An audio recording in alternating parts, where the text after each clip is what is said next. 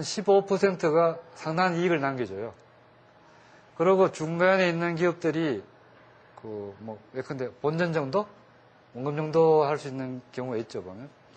그래서 전체적으로 봐서 좀 이기는 경우가 있는데, 갈수록 성공 확률이 이제 높아지는 추세이죠. 근데, 실패한 경우 보면 대부분의 경우가 CEO의 마인드가 중요합니다. 그 창업자가 내 거라고 생각하고 내 마음대로 하려는 사람. 그런 사람들이 대부분 실패를 해요. 이거를 자기가 부족하다는 생각을 하지 않으면 기업이란 것이 혼자 하는 게 아니죠. 주식회사는 같이 하는 거죠, 보면. 주식회사가 왜 주식회사인가요?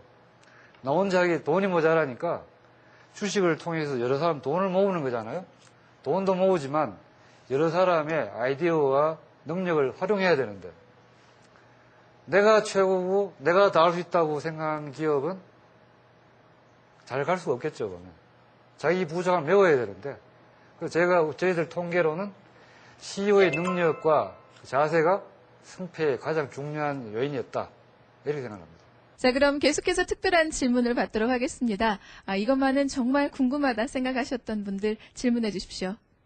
이제 투자를 이제 업으로 삼고 하시는데, 이제 벤처 캐피탈의 일 같은 경우에는 투자 대상이 벤처 기업이다 보니까 다른 주식 투자나 채권의 투자와는 다르게 그 기업을 분석할 수 있는 계량적인 모형이나 계량화할 수 있는 데이터 자체가 많이 부족하기 때문에 이제 판단 기준이 어떻게 보면은 벤처 캐피탈에게 돈을 지원을 해준 투자를 한 그 투자자들이 이렇게 신뢰를 얻을 수 있을 만한 뭔가에 지금 부회장님만의 판단 기준이나 그런 것이 있을 텐데, 그런 주관이 많이 들어갈 텐데, 그런 기준에는 어떤 것이 있을까요? 방금 이야기하신 CEO 외의 요소는 어떤 게 있을까요? 네, 좋은 질문이시네요. 말씀드린 대로, 근데 상장기업이다, 대기업이다 이러면 그 회사를 분석할 수 있는 툴이 있죠. 보면 예컨대 은행이면 기업을 평가할 수 있는 딱 규격화된 이제 포맷이 다 있기 마련이죠. 저희 업계도 있습니다. 저희 업계도 기업을 분석할 수 있는 툴이 있어요, 보면. 그런데 그 툴에 일률적으로 적용시킬 수 없겠죠. 기업이 아주 영세하기 때문에 이걸 어떻게 판단할 거냐의 문제가 그러니까 주관적인 요소, 즉 정선적인 요소가 많이 따르기 때문에 일률적으로 판단, 평가를 할 수는 없지만, 단지 결국 그 심사자, 그 회사의 A라는 벤처 캐피탈의 역량이고, 또 거기 속해 있는 심사역의 역량이고, 또 그에 갖고 있는 시스템의 그런 역량이 한꺼번에 이제 표출이 되는 거죠, 보면. 이 회사에 대한 성장성을 어떻게 볼 것이냐, 이런 부분은 계량, 비계량적 요소를 다 묶어서 그렇게 판단을 하는 거죠. 돈 맡기는 입장에서는 과정도 늘 봐요. 저 회사 과정이 얼마나 투명한가. 그리고 결과적으로 돈을 벌어줘야죠. 우리가 기업을 성공을 시킨다는 것은 돈을 벌어주는 거죠. 기업을 성공 못 시키면 돈을 잃는 거니까, 돈을 벌어주면 결과적으로 국가에도 이익을 줬고 투자자도 이익을 줬고 우리도 이익이 있는 거고. 그러니까 투자자들은 그런 과정과 결과를 동시에 보고 있고, 또 우리 같은 투자하는 벤처 캐피탈은 이기기 위해서 굉장히 많은 노력들을 해요. 소위 발로 뛰는 노력을, 머리는 당연하고 발로 뛰는 노력을 많이 하고 있습니다. 질문 있으시면 한 개 질문만 더 받도록 하겠습니다. 앞쪽에 계신 남학생분께 기회를 드리겠습니다.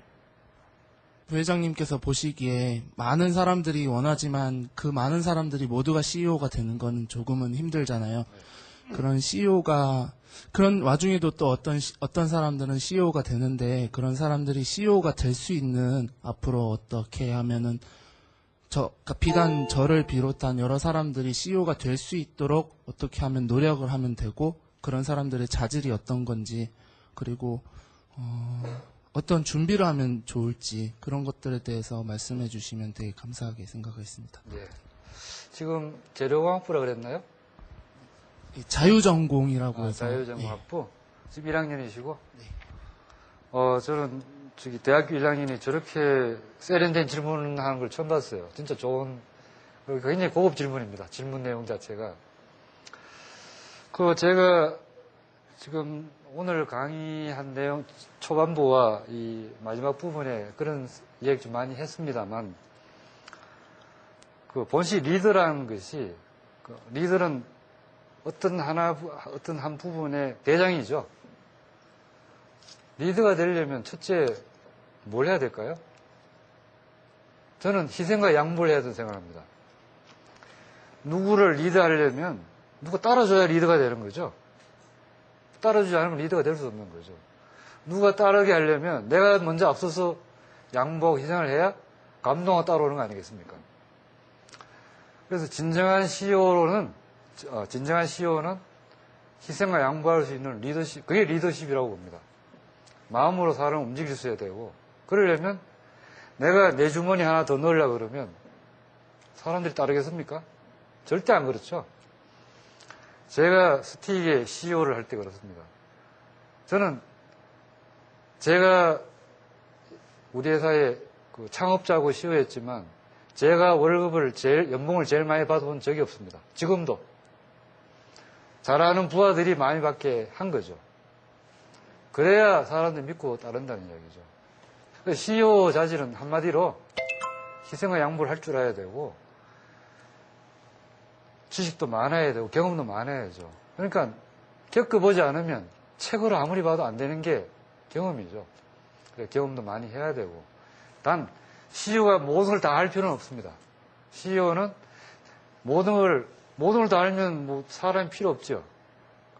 그러니까 알 건 알고 있어야 되고, 그걸 바탕으로 경험이 있어야 CEO를 할 수 있지, 경험 없이는 안 되겠다. 그런 말씀을 좀 드리겠습니다.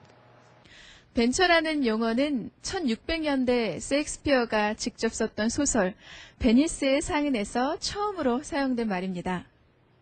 바로 무역선에 실는 상품을 뜻하는 의미인데요. 예전에는 많은 배들이 항구를 떠나지만 다시 돌아오는 배는 한두 척에 불과했었다고 합니다. 생각해보면 벤처의 생리도 이러한 것이 아닌가 싶은데요. 그래도 열심히 도전하는 것이 우리의 과제입니다. 이것으로 CEO 특강 마치겠습니다. 다시 한번 수고해주신 스틱 인베스트먼트의 도용환 회장께 큰 박수를 부탁드리겠습니다.